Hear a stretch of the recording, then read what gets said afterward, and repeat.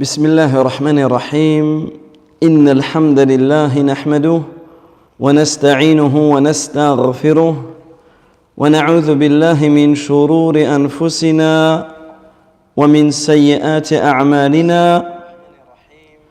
من يهده الله فلا مضل له ومن يضلل فلا هادي له وأشهد أن لا إله إلا الله وحده لا شريك له وأشهد أن محمدًا عبده ورسوله صلى الله عليه وعلى آله وصحبه أجمعين اللهم لا علم لنا إلا ما علمتنا اللهم علمنا ما ينفعنا وزدنا علما وأصلح لنا شأننا كله ولا تكلنا إلى أنفسنا طرفة عين. Donc alhamdulillah, nous allons ensemble aujourd'hui, durant la leçon de ce soir, voir comment notre Umrah va se passer. Donc alhamdulillah, chaque jour, il y a des départs en ce moment pour le pèlerinage. Aujourd'hui, hier, demain, après-demain, Inch'Allah, et ainsi de suite, durant toute la semaine, il y aura des départs pour accomplir le pèlerinage. Donc on demande à Allah tabaraka wa ta'ala de faciliter à l'ensemble des pèlerins ce noble voyage et d'accepter cette noble adoration. Alors, nous n'allons pas entrer dans chaque détail et je vous conseille, pour ceux qui souhaitent plus de détails sur le Hajj ou la Umrah, ce fabuleux livre qui a été traduit du Cheikh Abdel Muhsin Al-Abbad, hafidhahullah ta'ala. Donc je vous conseille ce livre et celui qui souhaite se le procurer, qu'il nous contacte en agence, je vous donnerai le moyen de se le procurer. Et ça c'est très très important que la personne qui part au Hajj ou en Umrah, elle ait à la fois un livre sur lequel elle peut étudier, elle peut prendre les informations et qu'elle pose ses questions aux gens de science. Donc ça c'est un point qui est important. Donc là, nous n'allons pas rentrer dans chaque détail, mais simplement nous allons expliquer la Umrah comme une histoire, comme vous allez le vivre. Donc, premièrement, bien sûr, il y a des choses à faire avant de partir. D'accord? Il y a des choses à faire avant de partir.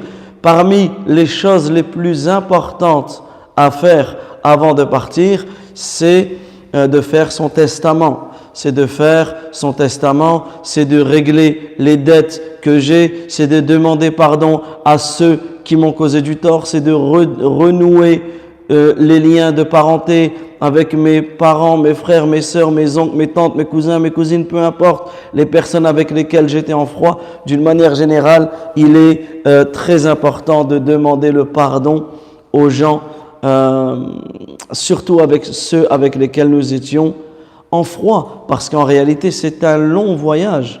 C'est un long voyage et on ne sait pas ce qui peut se passer. Également, bien sûr, il est important de bien préparer sa valise. D'accord? Il y a des choses qui sont capitales. Bien sûr, au niveau des papiers, donc toutes ces choses-là, vos guides sur les groupes vous le ressassent, mais c'est très important parce que des fois, on part, c'est encore arrivé il y a quelques jours, c'était encore hier, une personne qui arrive à l'aéroport et elle a oublié sa carte de résidence. Elle a oublié sa carte de résidence. Donc, ce sont des papiers qui sont importants. Ton passeport, ta carte de résidence si tu en as besoin, ta photocopie, fais une photocopie de ton passeport, la photocopie de ton visa, le carnet de vaccination, ta facture que tu as payé, la facture de ton achat du pèlerinage, etc. Toutes ces choses-là, ce sont importantes. Surtout même si tu vas commencer par la Mecque, avec toi dans ton bagage à main, tu te munis de ton habit d'ihram, de tes claquettes, d'une ceinture ou d'une sacoche, etc. Toutes ces choses-là sont capitales. Ensuite, il est important d'arriver en avance. Lorsque tu arrives à l'aéroport, d'arriver en avance. combien de personnes on voit, ils arrivent en retard, ils arrivent pile à l'heure, mais tu ne sais pas, sur le chemin, ton métro est bloqué, ton train est bloqué, la voiture tombe en panne, peu importe. Donc ici, tu es responsable, c'est le voyage d'une vie, donc fais le maximum pour arriver en avance. Une fois que tu arrives à l'aéroport, directement va te présenter à ton guide. Et on préconise de venir 4 heures à l'avance, 4 heures avant le départ, puisqu'il y a beaucoup de monde et ça te laisse le temps de te familiariser avec le guide, etc. Ensuite, donc, tu vas enregistrer tes bagages. Donc ici, il est important de faire la queue dans les premiers. D'accord? Pourquoi? Parce que si tu fais la queue dans les derniers, automatiquement, si tu es avec tes parents, tu es avec ton épouse, l'épouse elle est avec son mari, tu es avec tes enfants, tu ne pourras pas ou très difficilement avoir une place les uns à côté de l'autre. Donc ici, viens en avance pour pouvoir essayer d'avoir une place avec ceux que tu souhaites. Également, lorsque tu vas enregistrer tes bagages, donc tu vas faire partir tes bagages, attention à garder avec toi en bagage à main tes médicaments, si tu as besoin de tes médicaments durant le trajet, ton ihram, tes claquettes, ta ceinture, ta vaseline, si tu commences par la Mecque, c'est-à-dire que si tu atterris à Jeddah, tu te mettras en état de sacralisation dans l'avion, comme on le verra tout à l'heure, Inch'Allah. Donc toutes ces choses-là qui sont rappelées sans cesse sur les groupes WhatsApp par les différents guides, toutes ces choses-là sont capitales, ce sont des choses très très importantes, d'accord, que ce soit au niveau des papiers, que ce soit au niveau de toute cette logistique. Ensuite, ton voyage, généralement, qu'il y a une escale ou pas, sache que c'est un voyage qui est fatigant. Sache que c'est un voyage qui est éprouvant. Sache que même si, alhamdulillah, nous vivons une époque où Allah tabaraka wa ta'ala nous a donné énormément de bienfaits comparé aux autres époques, le fait d'aller en avion, le fait que le matin tu es chez toi et le soir tu te retrouves devant le Kaaba, ça subhanallah, ça fait partie des grands bienfaits qu'Allah tabaraka wa ta'ala nous a octroyés. Et avec cela, avec tous ces bienfaits, toute cette facilité, le voyage reste quand même fatigant et éprouvant. Que dire de ceux qui sont passés avant nous? C'est pour cela qu'il est important de connaître les règles du voyage. Il est important d'avoir une bonne compagnie. Et il est important également d'invoquer Allah tabaraka wa ta'ala lorsque tu sors de chez toi, d'invoquer Allah azza wa jal par l'invocation lorsque tu montes sur une monture, d'invoquer Allah azza wa jal par l'invocation du voyage. Toutes ces choses-là, tu entreprends le plus grand voyage de ta vie, le voyage le plus important de ta vie. Alors, toutes ces choses-là, tu te dois de les avoir à l'esprit. Ensuite, tu vas monter dans l'avion. Comme on a dit, c'est un voyage qui est éprouvant. Donc, il se peut que tu aies une escale, il se peut que tu aies une longue escale.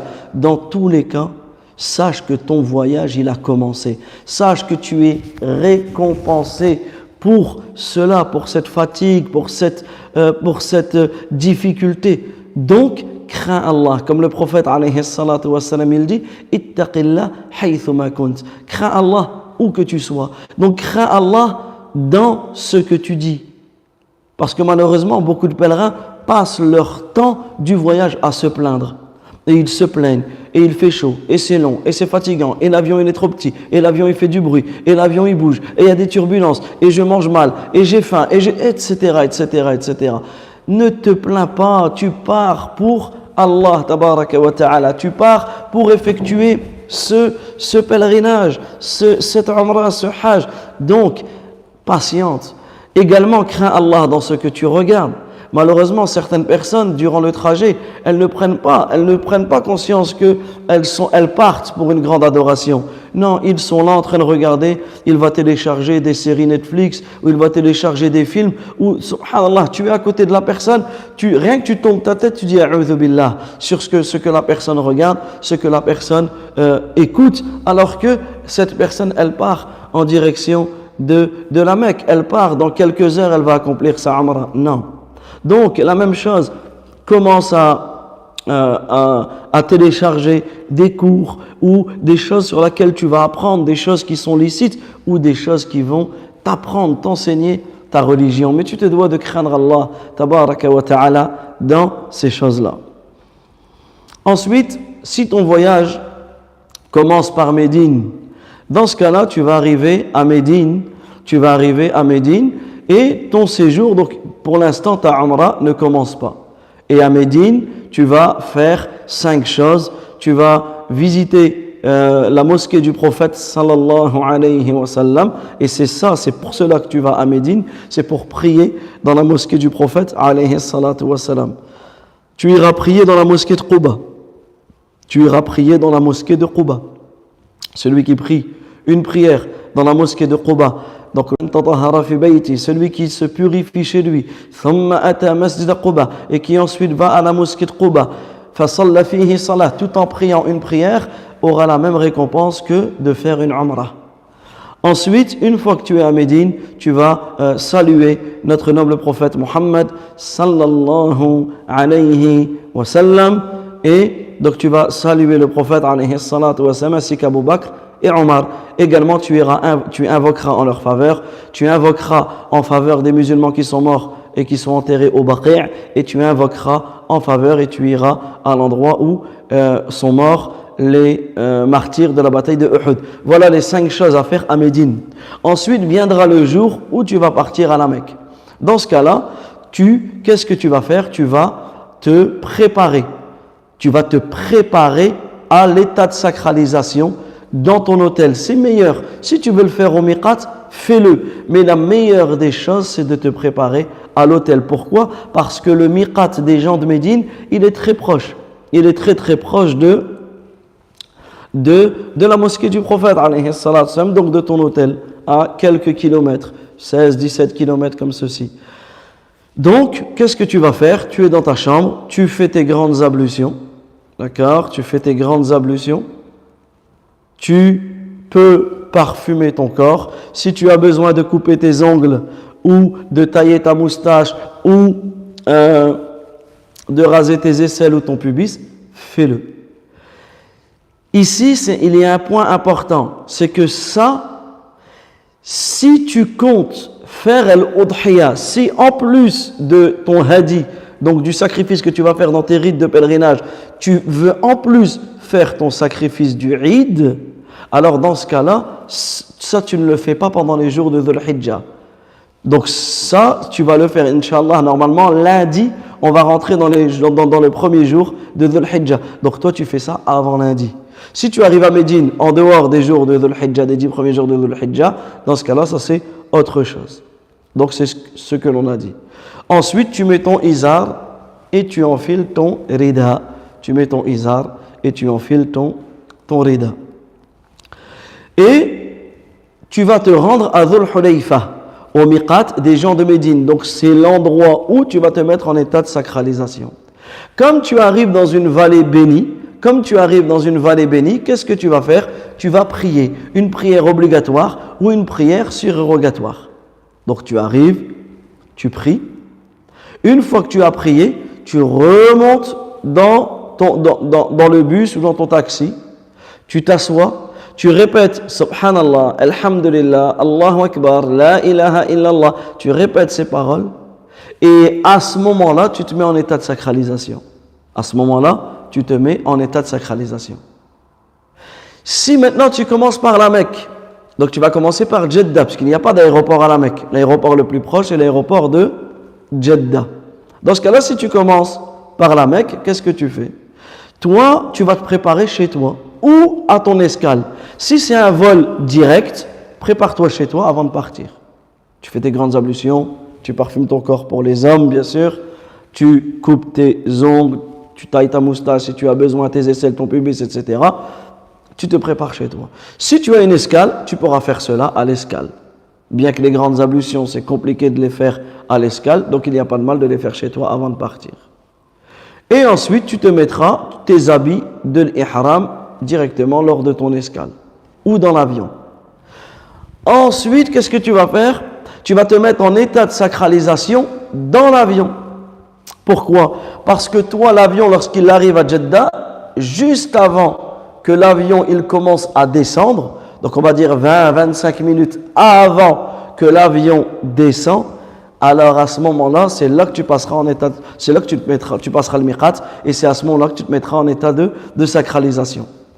Comment? Simplement tu restes, il n'y a pas de prière à faire. La prière que l'on a décrite tout à l'heure, c'est simplement si tu passes par le miqat des gens de Médine. En dehors de cela, il n'y a aucune prière à faire. Donc tu restes assis.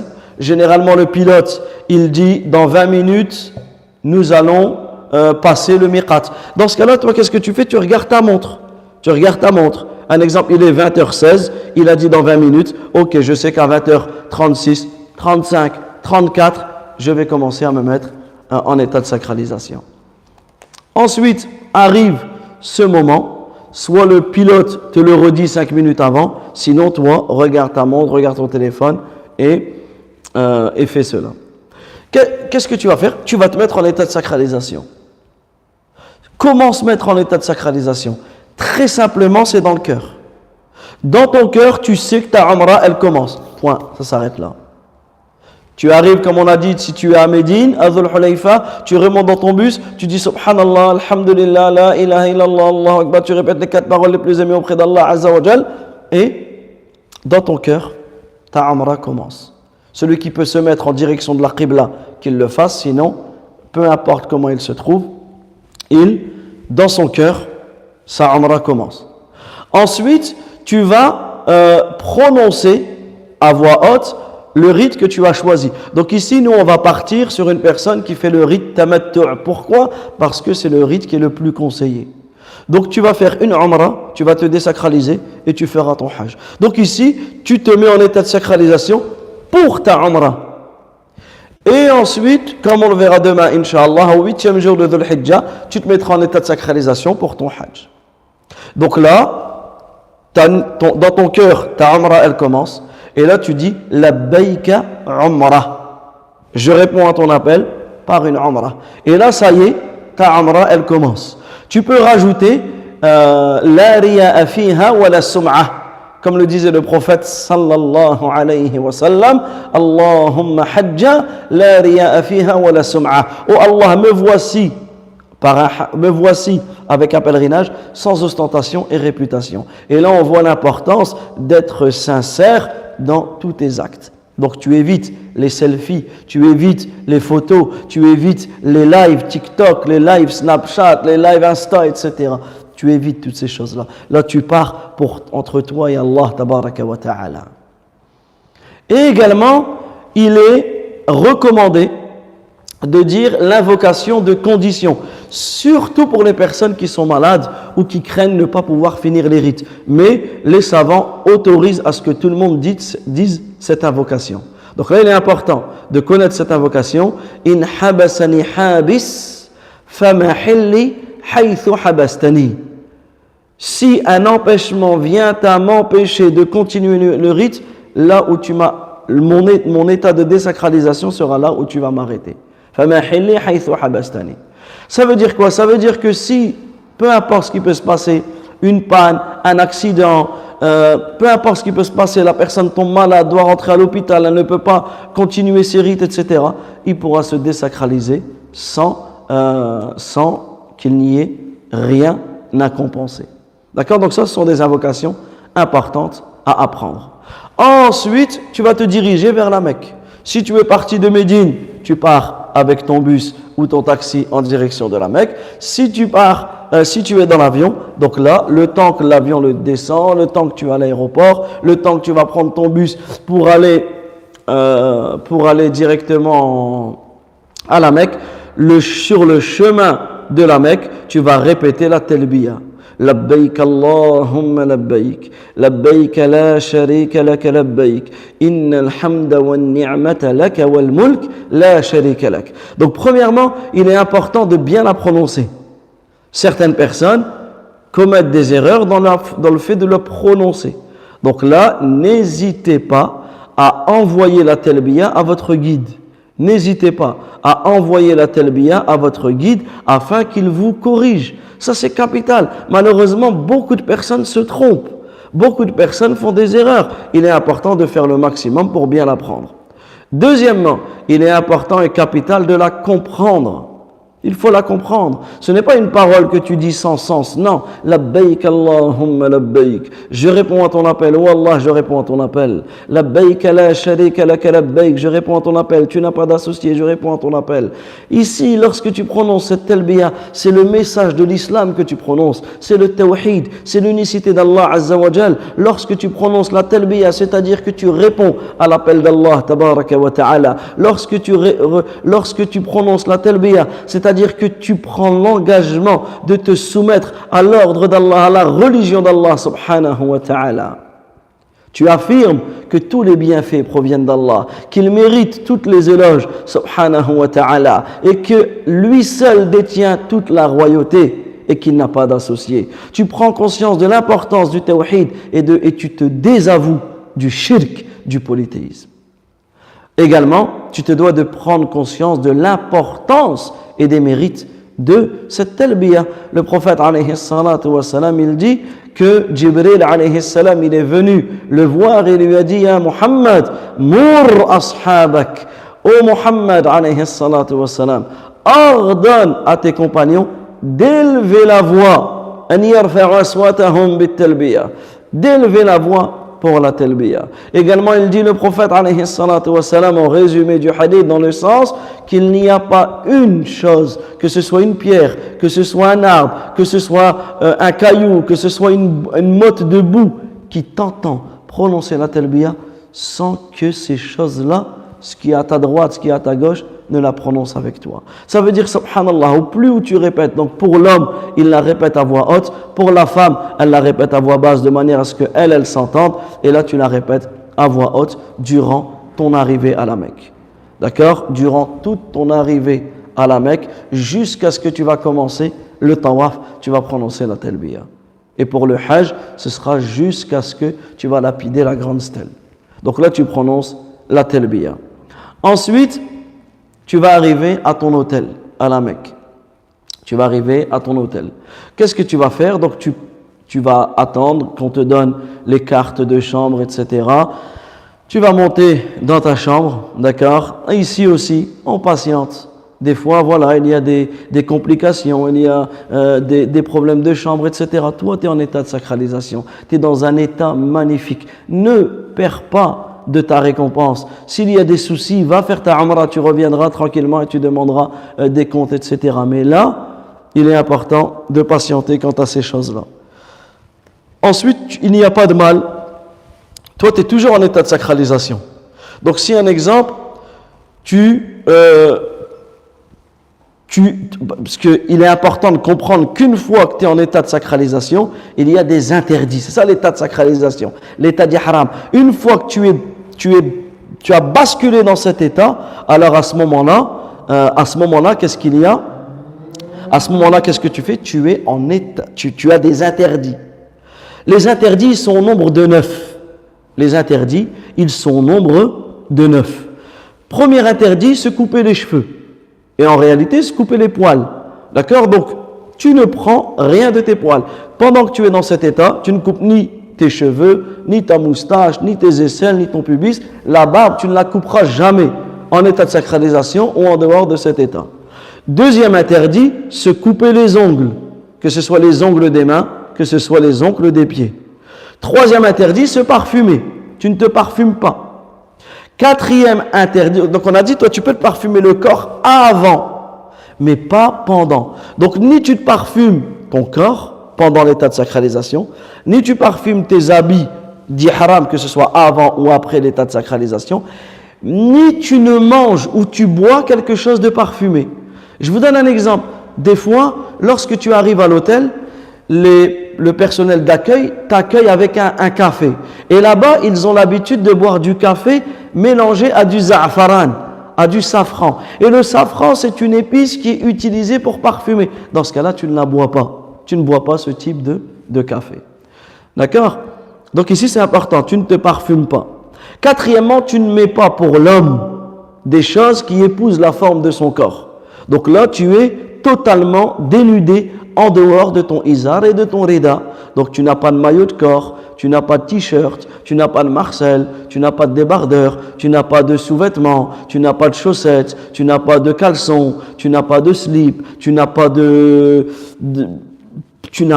d'habit qui épouse la forme de ton corps. Tu n'as pas d'habit qui épouse la forme de ton corps. Ça, c'est un point qui est capital. Pour la femme, elle s'habille normalement.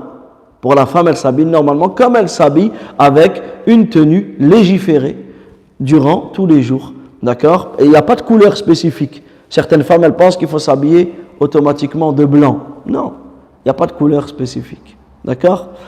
Également, cinquième interdit pour l'homme, c'est de se couvrir la tête. Cinquième interdit pour l'homme, c'est de se couvrir la tête. Également, parmi les choses qui sont interdites en ihram, c'est de chasser le gibier, de contracter un mariage. Donc, tu ne peux pas te marier ou tu ne peux pas marier quelqu'un durant cet état-là. Également, il est interdit d'avoir des rapports avec son épouse ou tout ce qui amène vers le rapport, tels les préliminaires, etc. D'accord? Donc ça, ce sont des choses importantes. Donc toi, lorsque tu arrives à l'aéroport, lorsque tu arrives dans ton hôtel, toi, tu es toujours en état de sacralisation. Une des graves erreurs que les personnes font, c'est quoi? C'est qu'elles arrivent à l'hôtel et elles vont enlever leurs habits. Ils arrivent à l'hôtel et ils vont enlever leurs habits. Non, de l'ihram, non. Ici, si maintenant tu as un deuxième ihram, un deuxième habit de l'ihram, tu veux le changer, il n'y a pas de mal. Mais ce n'est pas un exemple, tu arrives à 10h du matin et ton guide il te dit la umrah on l'a fait à 20h. C'est pas tu te dis je vais m'habiller normalement et je me remettrai en ihram à 20h. Beaucoup font cette erreur. Non, ça c'est une erreur à ne pas commettre. Ça c'est une erreur à ne pas faire. Tu restes dans ton état. Si tu veux te laver, tu te laves à l'eau. Mais tu ne mets pas de shampoing ou de gel douche qui contiennent un parfum. Pourquoi? Parce que cela revient à te parfumer. Si maintenant tu as un savon neutre, non parfumé, il n'y a aucun mal à le faire. Si maintenant tu as vraiment besoin, un exemple, karamakumullah, tu as été aux toilettes, tu as l'odeur sur tes mains, tu as vraiment besoin, dans ce cas-là, les savants ils disent si vraiment tu es dans ce besoin-là, il n'y a pas de mal à utiliser le savon qu'il y a dans les toilettes ou dans les salles de bain, il n'y a pas de mal.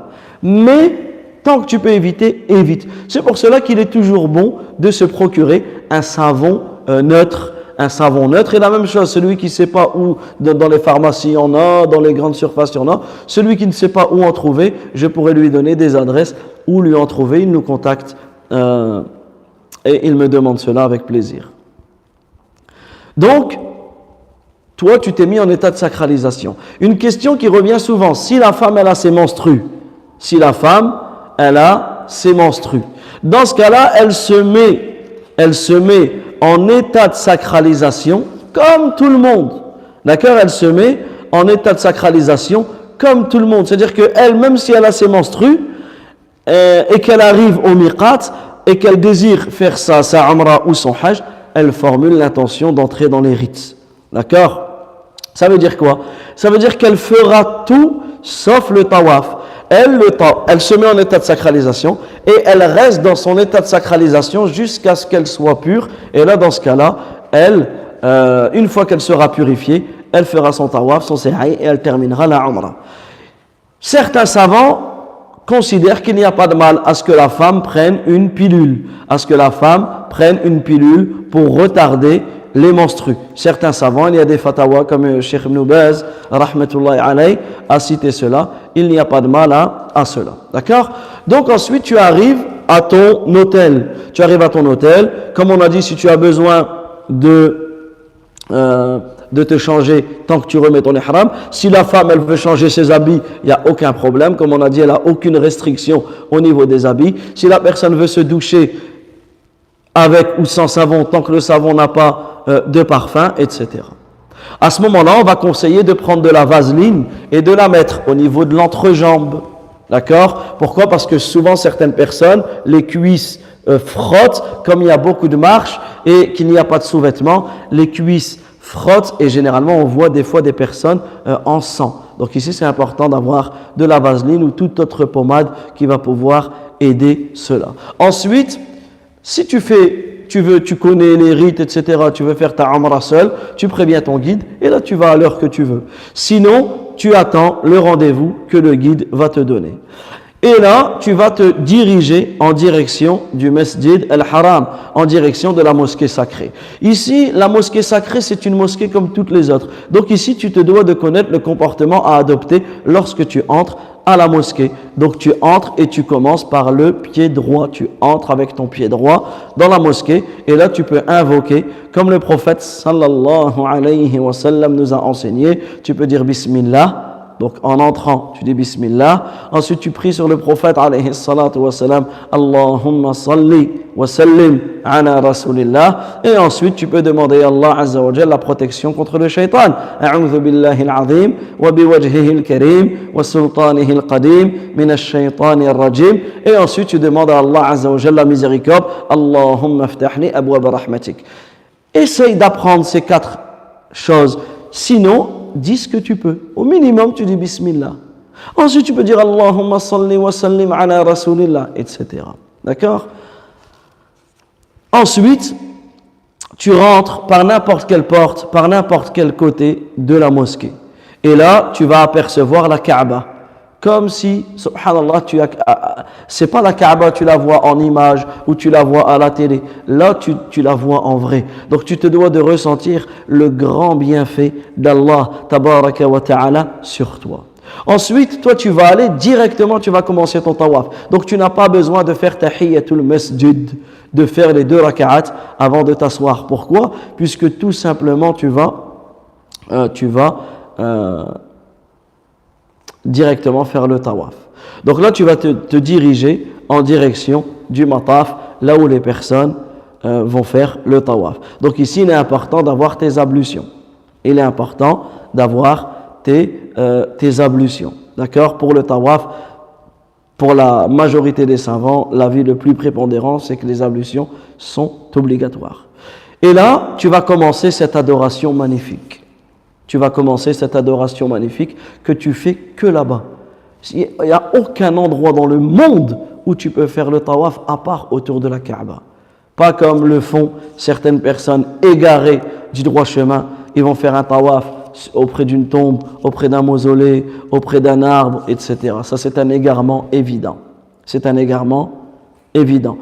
Le tawaf, c'est automatiquement 7 tours. Et c'est une adoration sur laquelle il y a beaucoup de récompenses. Le prophète, alayhi salatu wa salam, il dit Man tafa bi hadha al-bayti usbu'a. Celui qui tourne 7 fois autour de cette maison, tout en comptant les tours, ça c'est important de bien compter les tours, kana ka'itqi raqabatin, aura la même récompense qu'avoir affranchi un esclave. Donc on a dit le tawaf, c'est 7 tours. D'accord? Donc ça, c'est très très important. Un tawaf, c'est 7 tours. Donc toi, tu vas arriver et tu vas te positionner. Donc tu vas arriver et tu vas te positionner au niveau de la pierre noire. Donc la pierre noire, c'est le coin qu'il y a juste avant la porte. D'accord? On a la porte de la Kaaba qui est ici. La pierre noire se trouve ici. Donc toi, ici, qu'est-ce que tu fais? Pour reconnaître, tu auras sur ta droite une lumière verte. Tu auras sur ta droite une lumière verte. Lorsque tu dépasses cette lumière, c'est pas avant. Lorsque tu dépasses cette lumière, tu te mets en direction de la Kaaba, donc de la pierre noire. Si tu peux aller l'embrasser, fais-le. Si tu peux la toucher et embrasser ta main, ou tu la touches avec une canne et tu embrasses ta canne, fais-le. Mais nous sommes dans une époque où cela est très compliqué. Dans ce cas-là, très simplement, tu lèves ta main, Allahu Akbar. D'accord? Certains savants considèrent Allahu Akbar. Ala kulli hal, tu lèves ta main, tu dis Allahu Akbar. Pourquoi pas Bismillah, Allahu Akbar? Parce que la sunna nous a rapporté que Bismillah, Allahu Akbar, ça c'est quand tu peux l'embrasser ou quand tu peux la toucher. Par contre, la sunna est parvenue que lorsque tu te mets en direction de la pierre noire, tu dis simplement Allahu Akbar. Et là, ton tawaf commence. Et là, ton tawaf commence. Ici, il n'y a pas d'invocation spécifique. Certaines personnes se trompent, certaines personnes tombent dans l'innovation. Ils ont un livre où il est marqué les du'a du premier tour, les du'a du deuxième tour, les du'a du troisième tour. Non. Donc là, invoque un maximum dans le tawaf. Tu es dans un endroit magnifique, tu fais une adoration magnifique, tu es dans un endroit où tu es proche de ton Seigneur subhanahu wa ta'ala. Donc invoque Allah azza wa jal pour toi-même, invoque Allah azza wa jal pour tes proches, pour ta famille et pour l'ensemble de la communauté musulmane. Également, tu peux réciter le Coran, tu peux faire des adhkars, tu répètes les 4 paroles les plus aimées auprès d'Allah, Subhanallah, Alhamdulillah, Allahu Akbar, La ilaha illallah, tu multiplies l'istighfar, Astaghfirullah, tu demandes à Allah le pardon pour tes péchés, tu pries sur notre nom le prophète Muhammad sallallahu alayhi wa sallam. Allahumma salli ala Muhammad wa ala ali Muhammad kama sallayta ala Ibrahim wa ala ali Ibrahim innaka hamidun majid ila akhirih. Donc pourquoi on insiste sur ça? Parce que quelqu'un va dire ouais mais c'est logique. Non, parce qu'en fait quand tu arrives, c'est tellement quelque chose de subhanallah, t'es là la Kaaba. En fait, tu as tellement d'émotions qu'en fait ton esprit il va partout et chacun est différent.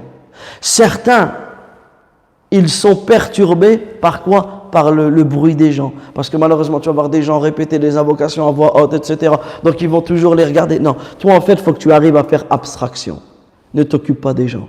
Certains vont être perturbés parce qu'il y en a qui poussent, il y en a qui coupent, il y en a qui t'écrasent le pied. Et alors tu vas faire quoi? Tu vas t'embrouiller, tu vas te disputer, tu vas regarder. La personne, elle est déjà partie. Donc, ne sois pas de ceux qui perdent leur temps dans le tawaf chaque seconde. Toi, tu es comme dans une bulle. Toi, tu es comme ça y est, tu es en mode, c'est terminé, il n'y a rien. Même on t'écrase le pied, même on te pousse, Et alors? Tu n'es pas un sucre, tu ne vas pas te... Vas-y. Eux, le mauvais comportement qu'ils ont, c'est entre eux et Allah. Mais toi, ne réponds pas par le mauvais comportement au mauvais comportement. Et des fois, en réalité, c'est même pas un mauvais comportement de la part de certaines personnes. Des fois, c'est des personnes âgées, ils ont tellement peur de perdre leur guide ou leur truc qu'ils sont paniqués et Donc, en réalité, on trouve des excuses à nos frères et à nos sœurs et on reste focus. On reste concentré sur notre adoration, sur nos invocations. Chaque pas que l'on fait, c'est des hasanats, c'est des péchés qui partent, etc. Et on prend conscience du bienfait qu'Allah Azza wa Jalla nous a donné. Et là, on commence à tourner. On commence à tourner autour de la Kaaba. On laisse la Kaaba à notre gauche. Dès qu'on arrive au niveau du coin yéménite, d'accord? On arrive au niveau du coin yéménite. Alors ici, bien sûr, on a commencé notre tawaf, on a dit Allahu Akbar, et pour ce tawaf-là, le tawaf de la Umrah, il est sunna de faire 2 choses. Première chose, elle est tiba', c'est-à-dire pour les hommes, de faire passer le rida, donc ce qui recouvre tes 2 épaules, tu découvres l'épaule droite. Et la deuxième chose, c'est d'accélérer le pas, de faire des pas rapprochés et rapides durant les 3 premiers tours. Et cela, comme l'a fait notre noble prophète Muhammad sallallahu alayhi wa sallam. Également, donc toi, si pour la femme, elle n'accélère pas le pas. Donc, comme elle n'accélère pas le pas, si toi tu accompagnes les femmes, tu n'accélères pas le pas.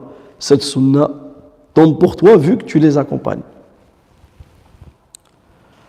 Également, donc si vous remarquez que j'oublie des choses ou vous ne comprenez pas des choses, mettez-le dans le chat. Comme ça, en même temps, je vois et je pourrai me rattraper si j'oublie quelque chose. Donc toi, tu avances avec le groupe, pas besoin d'aller vite. Certaines personnes, lorsqu'elles font la Umrah, elles veulent aller vite. Ils sont heureux. J'ai fait la Umrah en 1 heure, j'ai fait la Umrah en 2 heures, le tawaf. Non, pourquoi tu vas aller vite? Pourquoi faire? Prends le temps, profite de chaque moment, profite de chaque instant. L'objectif, c'est pas de finir vite. Prends ton temps. D'accord? Ensuite, donc toi tu as découvert ton épaule droite. Pourquoi tu as découvert ton épaule droite? Parce que les kuffars, il y avait une montagne qu'on appelle Al-Qu'ayqi'an. Ils s'étaient mis du côté de ce mont et ils ont voulu attaquer les musulmans. Alors le prophète, alayhi salatu wassalam, il a dit à ses compagnons, découvrez l'épaule droite et accélérez le pas afin afin de prouver, d'exalter la force des musulmans. Ensuite, lorsque tu arrives au niveau du coin yéménite, le coin yéménite, c'est le seul coin qui est brodé. C'est le coin qui est juste avant, donc on a le coin de la pierre noire, le coin qui est juste avant, il est ici, celui-ci. D'accord, le coin yéménite. Lorsque tu arrives au coin yéménite, donc tu verras, c'est le seul coin qui est brodé, entre le coin yéménite et la pierre noire, ici tu diras, Rabbana آتنا في الدنيا حسنة وفي الآخرة حسنة وقنا عذاب النار. C'est une invocation capitale, une invocation magnifique. Cette invocation, nous l'étudierons, Inch'Allah, samedi. D'accord? Demain, nous ferons les rites du pèlerinage, Inch'Allah, et samedi, nous ferons les rites, nous expliquerons cette invocation. Parce qu'en réalité, cette invocation, elle peut changer totalement ta vie. Ensuite, tu repasses au niveau de la pierre noire. Donc toi, souviens-toi la lumière verte lorsque tu passes Allahu Akbar. Et là, tu commences ton deuxième tour. Et tu fais la même chose. Et tu fais comme cela 7 tours. Une fois que tu as terminé ces 7 tours, qu'est-ce que tu vas faire? Tu vas prier 2 raka'ah. Peu importe à quel endroit. Si tu peux le faire derrière le maqam, fais-le. Mais en ce moment, le maqam, surtout là, la période du hajj, les gens font le tawaf. Donc, c'est priorité à ceux qui font le tawaf. Donc, tu te mets à n'importe quel endroit de la mosquée. Pour les hommes, faites attention de ne pas prier derrière les femmes. Pour les hommes comme les femmes, priez devant une sutra, quelque chose qui vient, que vous mettez devant vous. Et là, vous allez prier 2 raka'ah. Vous allez dire « Wattakhidhu mim maqami Ibrahim musalla » et prenez l'endroit, le maqam Ibrahim, donc le lieu où le prophète Ibrahim, alayhi salam, et c'est une sorte de rocher sur lequel il s'est positionné pour construire la Kaaba. وَاتَّخِذُوا مِن مَّقَامِ إِبْرَاهِيمَ مُصَلَّى et prenez ce lieu de Ibrahim, la station d'Ibrahim, comme lieu de prière. Donc ici, tu vas prier 2 raka'ah. Profite de ces 2 raka'ah. Et la sunnah, c'est de réciter dans la première raka'at, donc la Fatiha. Et après la Fatiha, la Surat al-Kafirun. Qul ya ayyuha al-Kafirun. Et dans la deuxième raka'ah,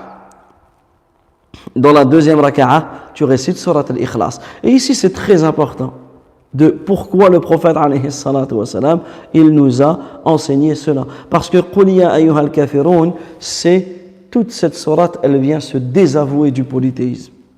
Et Qul huwallahu ahad, elle vient nous affirmer l'unicité d'Allah Azza wa Jal. Et ça, en réalité, ces 2 mots, ces 2 sens, retiens-les toute ta vie. Une négation, une affirmation. Ça, on l'a vu hier, ce sont les piliers de la ilaha illallah. Ce sont la base de notre religion. Une négation totale. Je renie, je n'adore personne. Mais il faut une affirmation spécifique, sauf Allah. Seul Allah Azza wa Jal mérite d'être adoré. Seul Allah Tabaraka wa Ta'ala mérite d'être adoré. Il n'y a aucune divinité qui mérite d'être adorée en vérité en dehors d'Allah Tabaraka wa Ta'ala. Donc c'est pour cela que la sunna dans le Fajr, c'est quoi? C'est de réciter ces 2 sourates. La sunna, les 2 raka'at que tu fais après le Maghrib. Donc les prières surrogatoires que tu fais avant le Fajr, c'est 2 sourates. Les 2 surrogatoires après le Maghrib, c'est 2 sourates. Pourquoi? Parce que comme cela, tu commences ta journée par le Tawhid et tu termines ta journée par le Tawhid. Là, la même chose, tous les rites du pèlerinage nous renvoient vers le Tawhid, comme on l'a expliqué hier. Alors, ici, tu récites ces 2 sourates. Ensuite, il est sunnah, après le tawaf et avant le sa'i, les allées entre Safa et Marwa, de boire l'eau de Zamzam, cette eau qu'Allah Azza wa Jalla a bénie, cette eau qu'Allah Azza wa Jalla a fait jaillir pour abreuver le prophète Ismaïl alors qu'il était tout petit et sa mère Hajar, et par la permission d'Allah Azza wa Jalla, la source de ce puits jusqu'à aujourd'hui, elle est encore, on peut encore la boire. Et cela est une grande faveur qu'Allah tabaraka wa ta'ala nous a fait, nous a octroyé. Et Allah Azza wa Jalla, il a béni cette eau. Comme le prophète sallallahu alayhi wa sallam, il dit, innaha mubarakah, c'est une eau qui est bénie. Innaha ta'amu tu'min, elle est certes une nourriture rassasiante, wa shifa'u suqmin, et c'est une cause de la guérison des maladies. Donc ici, il est capital, il est important de profiter un maximum de boire l'eau de Zamzam. Malheureusement, on est dans une époque où les gens, ils arrivent à la Mecque, ils sont contents parce qu'il y a le McDonald's halal, il y a le KFC, il y a ceci, il y a le Hardee's. Ils passent plus leur temps, ils ingurgitent plus de McDonald's que de Zamzam. Ça, c'est un grand problème. C'est un réel problème. Subhanallah, le Zamzam, fais-toi une cure de Zamzam chaque jour, chaque soir, bois en abondance le Zamzam et prends conscience que ce que tu fais, le prophète sallallahu alayhi wa sallam l'a fait, il en a bu, il en a renversé sur sa tête. Une fois que tu as bu le Zamzam, tu vas te diriger en direction de Safa.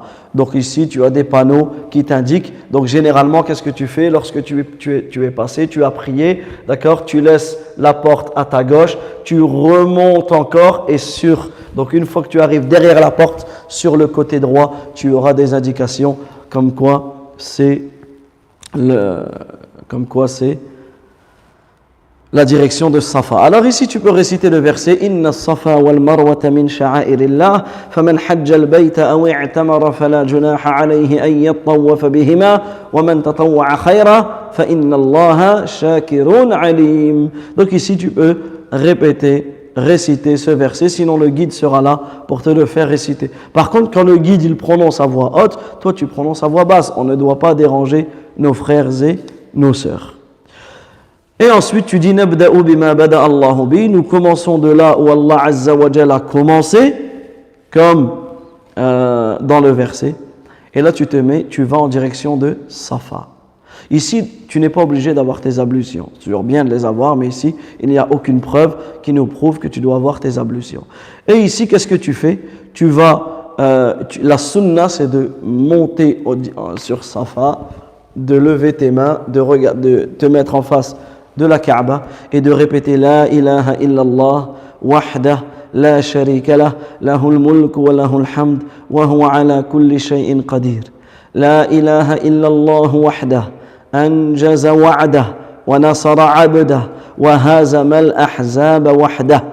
Donc ici tu dis La ilaha illallah, il n'y a aucune divinité qui mérite d'être adorée en vérité en dehors d'Allah, l'unique sans associé. À lui appartient la royauté et à lui appartient la louange. Il est capable de toutes choses. Tu répètes La ilaha illallah wahda, il est l'unique. Il a réalisé sa promesse, donné victoire à son serviteur et il est le seul à avoir vaincu les coalisés. Et ensuite tu invoques. Il faut savoir que durant tout ton pèlerinage, il y a des moments où les invocations sont acceptées. D'une manière générale, les savants ont réuni ces moments en 6 moments. Ce sont les 6 moments où le prophète alayhi salatu wassalam, a levé ses mains. À Safa, à Marwa, à Arafat, à Muzdalifa, lors de la première stèle et lors de la deuxième stèle. Donc ici, tu fais tes invocations et là tu vas en direction de Marwa. Ça c'est un trajet. Donc de Safa à Marwa, 1. De Marwa à Safa, 2. De Safa à Marwa, 3, 4, 5, 6, 7. Donc tu commences à Safa et tu termines à Marwa. Ici il n'y a pas d'invocation spécifique. Mais tu te dois d'invoquer, tu te dois de réciter. D'accord? Comme pour le tawaf.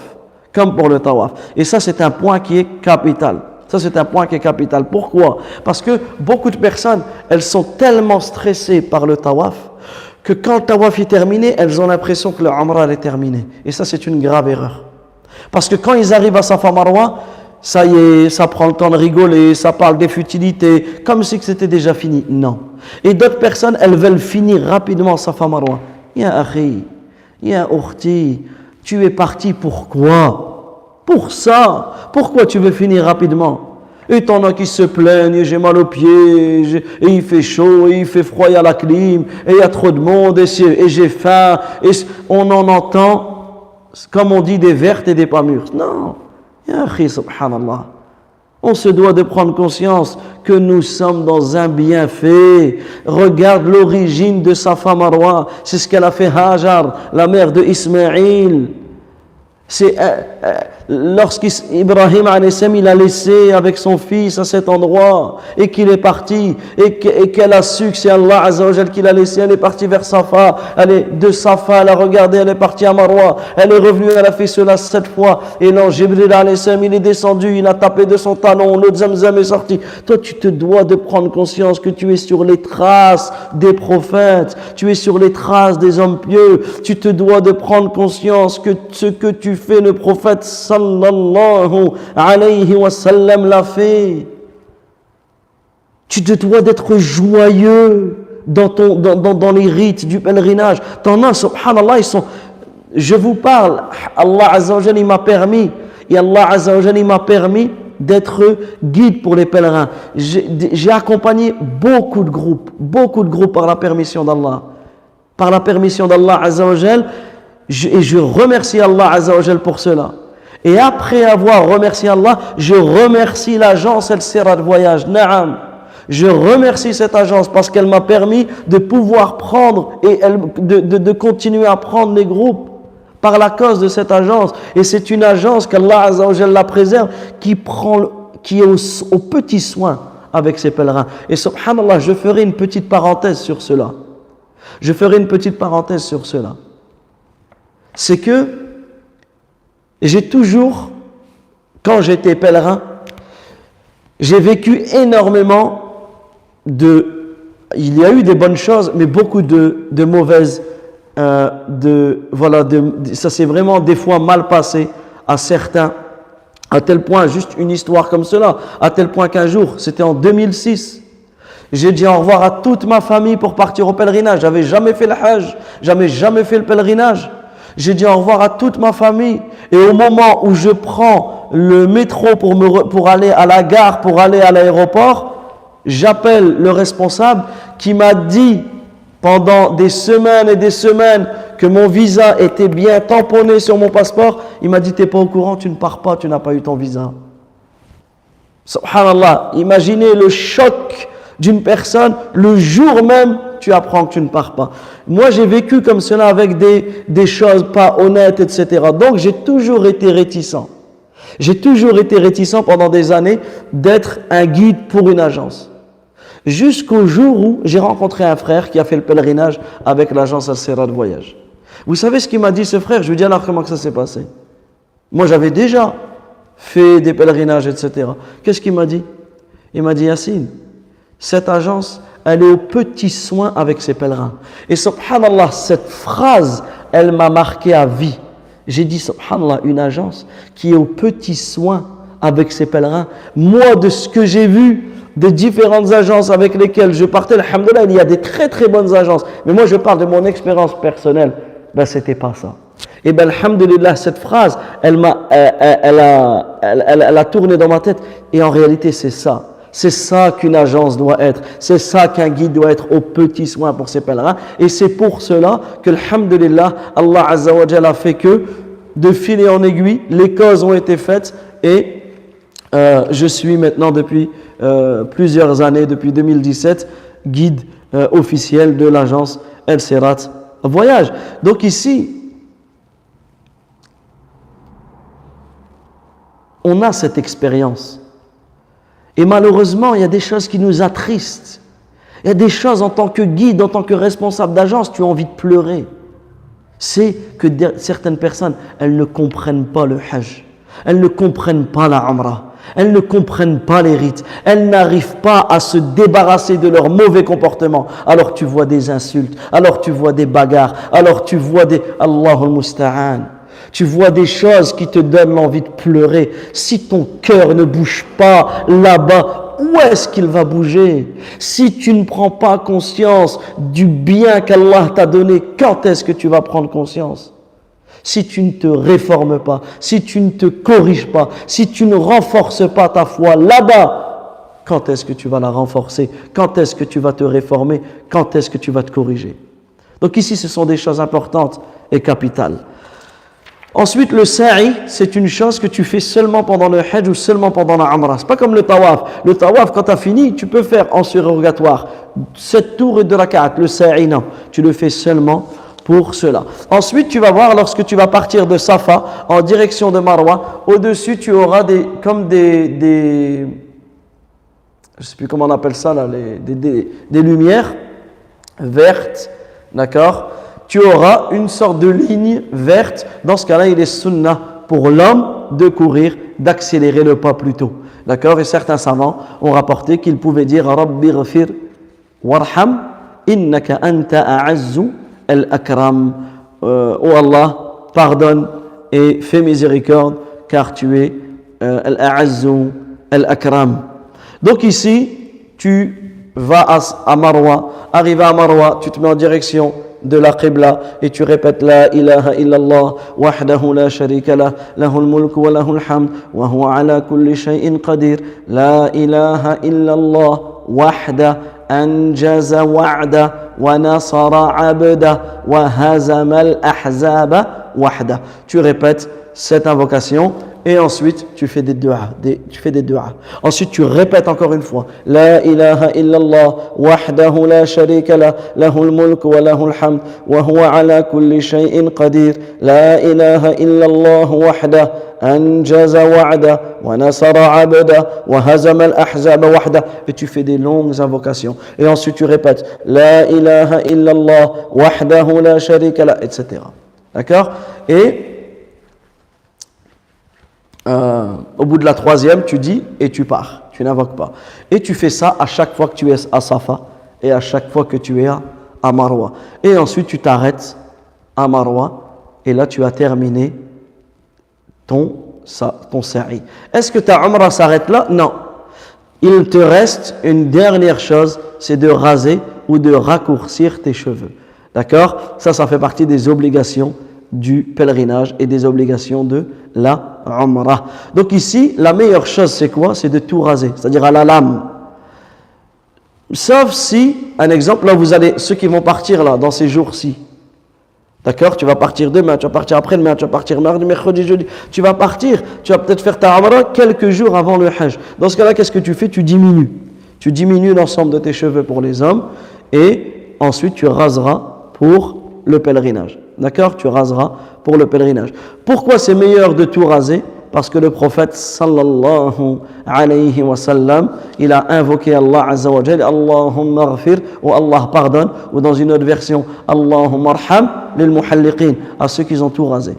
Ensuite, ils ont dit, et ceux qui ont diminué. Il a répété cette invocation 3 fois, et après il a dit, ceux qui ont diminué. Donc, comment tu rases? Raser, c'est à la lame, tout raser. Tu peux te le faire toi-même, tu peux demander à quelqu'un qui te le fasse, ou tu peux aller chez un coiffeur. Comment on diminue? Pour l'homme, c'est diminuer l'ensemble des cheveux. Soit à la tondeuse, donc même si tu fais un sabot 0, on considère que c'est diminué et pas rasé. Soit au ciseau, mais au ciseau, tu coupes l'ensemble des cheveux. Tu diminues l'ensemble des cheveux, c'est pas une mèche là, une mèche là. Pour la femme, qu'est-ce qu'elle fait? Elle prend, comme si elle faisait une tresse, une queue, elle prend l'ensemble des cheveux et elle coupera de la taille d'une phalange. D'accord? Soit elle le coupe elle-même, soit elle le coupe elle-même, ou soit elle se fait couper.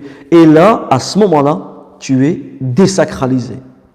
À ce moment-là, tu es désacralisé. Donc, tous les interdits que tu avais tout à l'heure, ils ne sont plus d'actualité. Tu peux mettre des habits qui épousent la forme du corps, tu peux raser tes cheveux ou couper tes cheveux comme on l'a fait, tu peux couper tes ongles, raser tes aisselles ou ton pubis, tu peux te parfumer, tu peux mettre des habits qui épousent la forme du corps, tu peux avoir des rapports avec ton épouse ou avec ton époux, avoir les préliminaires, te marier, etc. Et là, tu attendras à la Mecque le pèlerinage le 8e jour de Dhul Hijjah. Et à ce moment-là, tu te remettras en état de sacralisation. Et ça sera le sujet du cours de demain.